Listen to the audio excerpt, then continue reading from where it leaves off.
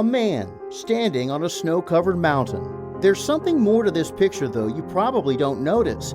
But the man himself, he sees it written all over his face. I was just struggling to get through a lot of days. Even outside in this beautiful Colorado setting, C.T. Thompson says inside, he was in a very ugly place. Everything from anger, depression, anxiety, sleep disturbance. Thompson is a veteran, an elite Green Beret with more than a dozen years in the military and as a military contractor. Altogether, I did 7 combat deployments. Afghanistan, Iraq, and a few other places. It was the prolonged exposure to the terrors of war that wore him down. Just a lack of feeling for things.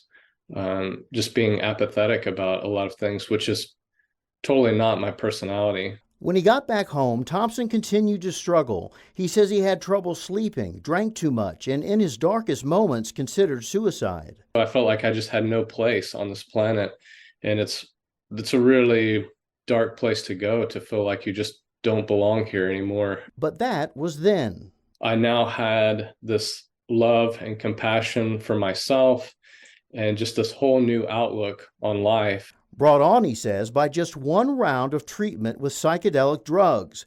During his struggle, Thompson connected with a group called VETS, Veterans Exploring Treatment Solutions, who gave him coaching and a grant to undergo psychedelic treatment in Mexico, because they say psychedelics are unregulated there. Over the course of a weekend in 2021, Thompson says he had controlled doses of 2 types of psychedelic drugs. It changed my life. I can't really explain exactly how it works, other than just how it worked for me.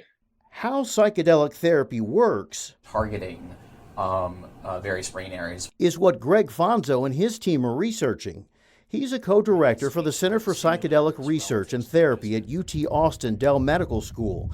Simply put, Fonzo says psychedelics appear to help parts of the brain better communicate. Really allows people to get unstuck from a lot of the repetitive negative thought patterns that they become stuck in. The center is studying groups made up of veterans suffering from PTSD and other conditions. The participants go through a battery of assessments like brain imaging at the center, then head to a retreat center in Mexico for controlled dosing and come back for reassessments to see how the brain function has changed. But soon researchers at the center will be administering doses themselves. It'll take place in this room. After the dosing, the patient will lie down here with headphones playing music, their eyes covered, a therapist nearby, and researchers monitoring their actions with cameras.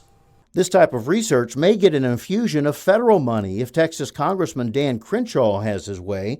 Crenshaw, a veteran himself, is sponsoring a bill to earmark federal money to fund research for psychedelic therapy on active duty service members.